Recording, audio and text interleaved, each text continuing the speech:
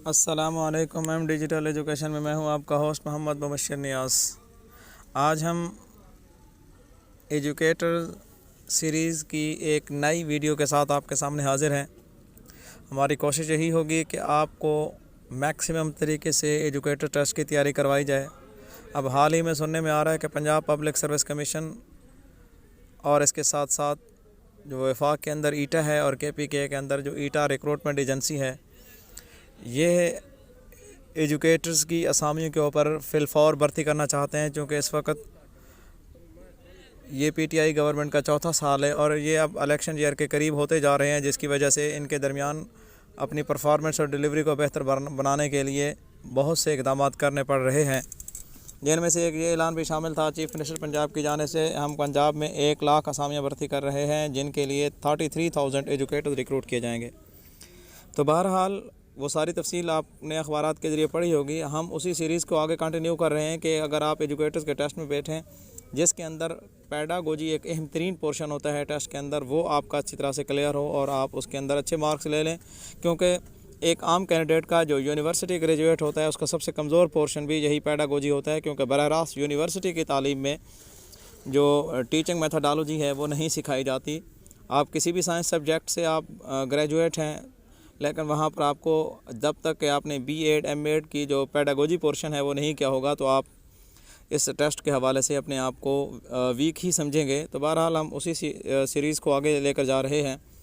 हमारे पास ये child development और पेडागोजी से रिलेटेड कुछ अहम तरीन क्वेश्चन हैं, वो आपसे शेयर करने जा रहे हैं और तफसील के साथ आपको समझाएँगे। अगर आप इस चैनल पर न्यू हैं तो आपसे यही गुजारिश होगी कि आप इसके साथ जुड़े रहिए। अगर आप टेस्ट के हवाले से अपने आप को प्रिपेयर करना चाहते हैं तो ये इंतहाई बेनिफिशरी वीडियो की एक सीरीज़ है जो चल रही है, इसी चैनल के ऊपर आपको मिलती रहेगी। The philosopher who worked in mathematical and scientific didactic was, वो कौन सा फ़िलासफ़र है जिसने रियाजी और साइंटिफिक मेथड के ऊपर बहुत ज़्यादा काम किया था?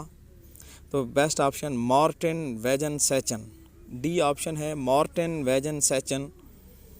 ये एक साइंसदान था जिसने रियाजी और साइंस दोनों के ऊपर अच्छी तरह से काम किया था। नेक्स्ट क्वेश्चन है हमारे पास, the use of technology to enhance learning process is called in education. तालीम के अंदर लर्निंग प्रोसेस को बढ़ाने के लिए टेक्नोलॉजी का इस्तेमाल क्या कहलाता है? तो जब आप टेक्नोलॉजी को एजुकेशन के सिस्टम के अंदर लर्निंग प्रोसेस को बढ़ाने के लिए काम करते हैं तो इसको कहा जाता है ICT। इसको IT नहीं कहते, इसको इंफॉर्मेशन टेक्नोलॉजी भी नहीं कहते, कम्युनिकेशन टेक्नोलॉजी भी नहीं कहते। Best option is B ICT।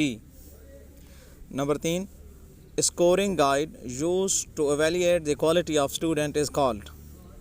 Students के मेयार को चेक करने के लिए जो एक स्कोरिंग गाइड होता है उसको क्या कहते हैं? रोब्रिक्स। यानी स्टूडेंट्स की आपने क्वालिटी चेक करनी है, उसका मेयार चेक करना है, तो उसके लिए एक गाइड इस्तेमाल होती है जिसको स्कोरिंग गाइड कहा जाता है। उसका नाम है रोब्रिक्स। रोब्रिक्स उसको कहा जाता है। ना वो इन्वेंट्री है, ना वो चेक लिस्ट है और ना ही रेटिंग स्केल है। Option A is correct.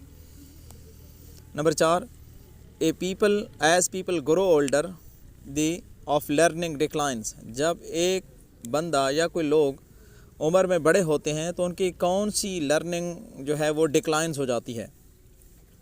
Speed of learning, यानी उसके जो सीखने की रफ्तार है वो स्लो हो जाती है।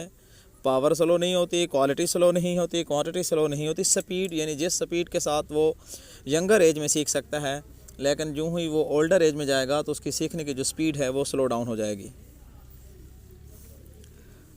Number 5, which form the following should B used to increase correct responses and appropriate behavior। कौन सा फॉर्म इनमें से ऐसा है जिसको इस्तेमाल करना चाहिए ताकि ठीक तरह से जवाब दिया जा सकें और अच्छे बिहेवियर को बढ़ाया जा सके? तो इस ऑप्शन इसमें प्रेज़ एक ऐसी शक्ल है, तारीफ़ जब आप किसी की करते हैं तो उसके ज़रिए से जो दुरुस्त जवाबात हैं उसको बढ़ाया जा सकता है और एक सही बिहेवियर को भी, यानी एप्रोप्रिएट बिहेवियर जो एक अच्छा बिहेवियर होता है उसको भी आप बढ़ा सकते हैं जब आप किसी की तारीफ़ करते हैं। जब आप किसी को इग्नोरेंस करते हैं, जब आप सख्ती करते हैं या रिवार्ड देते हैं, उससे ये चीज़ नहीं बढ़ती बल्कि प्रेज़ के साथ बढ़ाई जाती है। नेक्स्ट अगला क्वेश्चन है हमारे पास, which from the following should be used to decrease minor inappropriate behaviour. इनमें से कौन सी चीज़ इस्तेमाल की जाए कि एक मामूली इनएप्रोप्रिएट यानी नामुनासिब रवैये को किस तरह से कम कर सकते हैं। आप तारीफ़ के ज़रिए कम कर सकते हैं, आप रिवार्ड देकर कम कर सकते हैं, आप सख्ती देकर करके आप इसको कम कर सकते हैं, या इग्नोरेंस आप उसको नज़रअंदाज करके कम कर सकते हैं। तो बेस्ट ऑप्शन इज़ इग्नोरेंस। आप उस एक माइनर इनएप्रोप्रिएट बिहेवियर को नज़रअंदाज करके उसको ख़त्म कर सकते हैं। अगला क्वेश्चन है हमारे पास, द बुक ईमाइल और on education on the nature of education and man is written by. ये ईमाइल एक अहम तरीन बुक है जो कि नेचर के हवाले से लिखी गई है, और नेचर के ऊपर जो सबसे ज़्यादा काम किया है जिन फ़िलासफ़र्स ने, उनमें से सबसे पहला नाम और बड़ा नाम रोसो का है। तो best option is Rousseau. Rousseau ने ये ईमाइल बुक लिखी थी। Question number 8, according to Emile the noblest work in education is to make a man.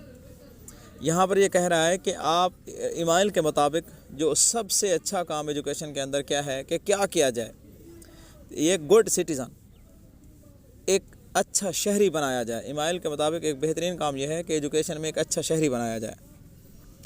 उसके बाद नेक्स्ट क्वेश्चन है हमारे पास, teacher should present information to students clearly and interesting way they relate this new information to this things students.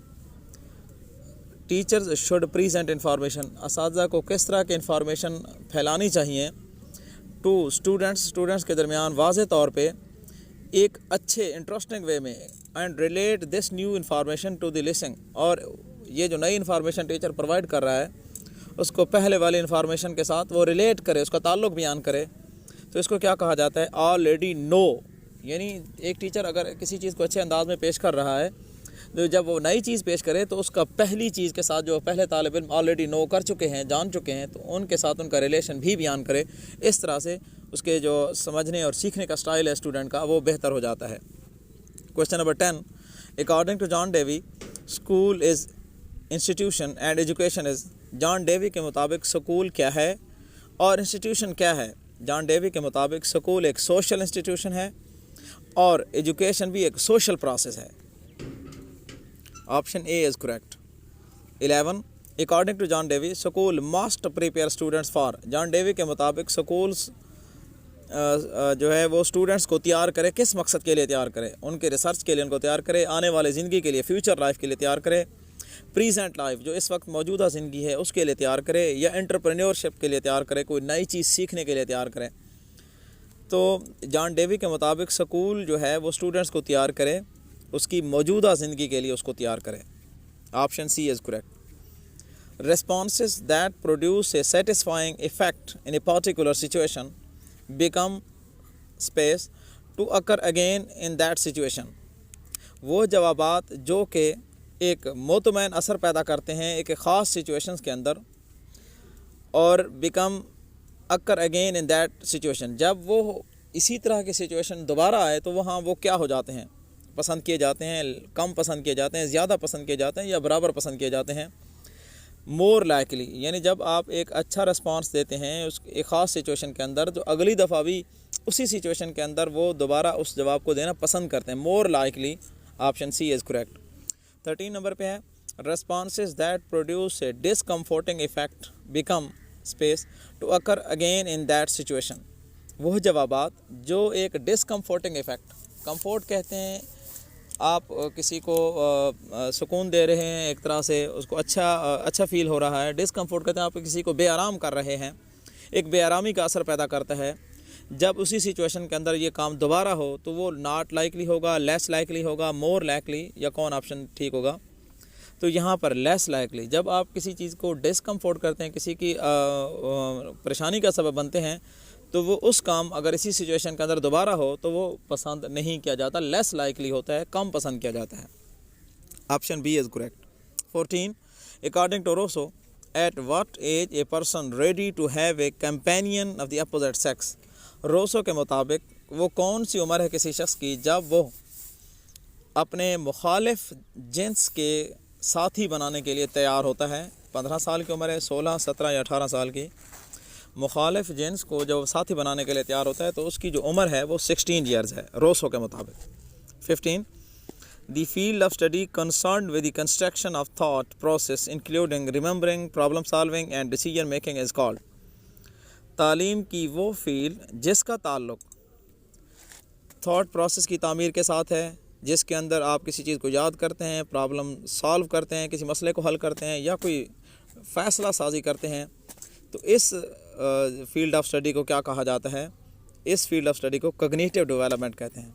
यानी जो cognitive development का जो बरह रास्त ताल्लुक़ है वो उसके साथ है कि जब आपकी जो सोचों का जो महवर है वो दिमाग होता है, प्रॉब्लम सॉल्विंग भी आपके दिमाग के ज़रिए होती है, किसी चीज़ को रिमेंबर करना है वो भी तो आपकी मेंटल पावर के ज़रिए होता है। तो कॉग्निटिव डेवलपमेंट का ताल्लुक़ बरह रास्त इंसान के जहन के साथ है, तो ऑप्शन डी इज़ करेक्ट। आज हम यहीं पे ख़त्म करते हैं। इंशाल्लाह नेक्स्ट जो हमारी एपिसोड है वो इसी तरह से चलती रहेगी। अगर आपको इस वीडियो से कोई इन्फॉर्मेशन अच्छी लगे तो ज़रूर इसको लाइक ज़रूर कीजिएगा और दूसरों तक फैलाइएगा ताकि तमाम तर नीडी स्टूडेंट्स के पास ये मवाद पहुँच सके। अब आपसे इजाज़त चाहते हैं। Thanks for watching. अल्लाह हाफ़िज़।